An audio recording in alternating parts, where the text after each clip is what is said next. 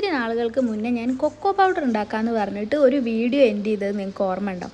നിങ്ങൾക്ക് ഓർമ്മ ഉണ്ടാവില്ല എന്നാണ് ഞാൻ ഇത്രയും നാൾ വരെ വിചാരിച്ചിട്ടുണ്ടായിരുന്നത്. പക്ഷേ ചിലർക്കെങ്കിലും അത് ഓർമ്മയുണ്ടെന്ന് എനിക്ക് പിന്നെ മനസ്സിലായി. അവരെൻ്റെ അടുത്ത് ചോദിക്കുന്നുണ്ടായിരുന്നു. അപ്പോൾ ആ ഒരു പെർട്ടിക്കുലർ വീഡിയോൻ്റെ ഭൂതകാലും ഭാവികാലും ഞാൻ ഇവിടെ കാണിക്കുന്നുണ്ട്. അതിൻ്റെ വർത്തമാനം മാത്രമാണ് കുറച്ച് മിസ്സായിട്ടുള്ളത്. പിന്നെ ഈ വീഡിയോൻ്റെ ഒരു ക്ലൈമറ്റും അറ്റ്മോസ്ഫിയറും കാണുമ്പോൾ തന്നെ നിങ്ങൾക്ക് മനസ്സിലായിട്ടുണ്ടായിരിക്കും ഇത് ഇപ്പോൾ എടുത്തൊന്നുമല്ല, നല്ല മഴക്കാലത്ത് എടുത്താന്നുള്ളത്.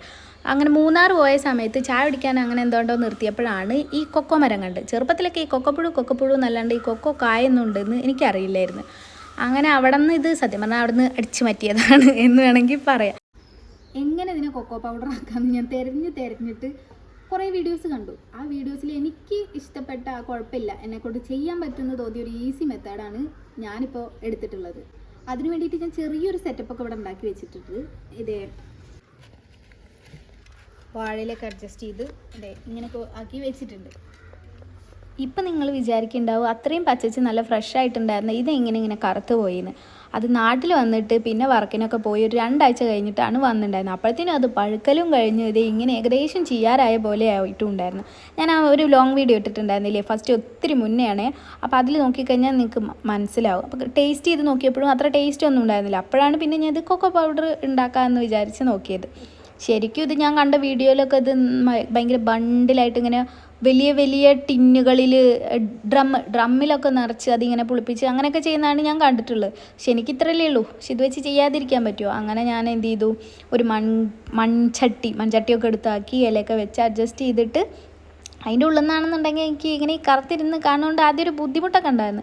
പക്ഷെ പിന്നെ കൊക്കോ പൗഡർ ഉണ്ടാക്കിയല്ലേ തീരൂ, അതുകൊണ്ട് അങ്ങനെ വെച്ചു. ഒത്തിരി സീഡ്സ് ഉണ്ടായിരുന്നു. എനിക്കിത് ആകെ ഇത്ര കിട്ടിയിട്ടുള്ളത്.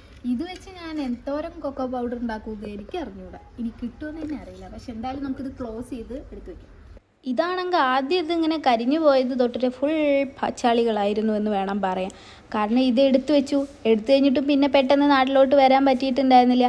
അങ്ങനെയും ഒത്തിരി നാൾ ഇത് കണ്ടോ, ഒരു പാത്രത്തിൻ്റെ ഉള്ളിൽ ഇറക്കി വെച്ചിട്ട് വലിയ ചട്ടി കൊണ്ട് മൂടിയിട്ടാണ് ഇതിനെ ക്ലോസ് ചെയ്ത് വെച്ചിട്ടുണ്ടായിരുന്നത്.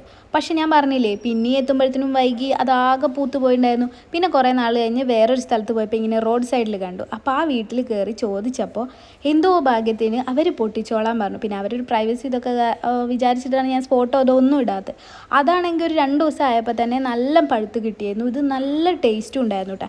ഇതും ഞാൻ സൂക്ഷിച്ചെടുത്ത് വെച്ചു. പക്ഷെ എന്ത് സംഭവിച്ചു എന്നറിയോ, ഉണക്കി ഞാൻ ഇവിടെ ഇങ്ങോട്ട് എന്ത് ചെയ്തു, നാട്ടിൽ വെച്ചില്ല, ഇങ്ങോട്ട് വർക്കിന് അങ്ങോട്ട് കൊണ്ടുവന്ന് വീട്ടിൽ വെച്ച് ഉണക്കി വെച്ചപ്പോൾ എലി ഒരൊറ്റ വിത്തൊഴിച്ച് ബാക്കി എല്ലാ വിത്തും ആ ദുഷ്ടൻ കരണ്ട് തിന്നിരിക്കും. ആ ഒറ്റ വിത്തുകൊണ്ട് ഞാൻ എന്ത് കൊക്കോ പൗഡർ ഉണ്ടാക്കും? ദയവായി എന്നോട് ക്ഷമിക്കും.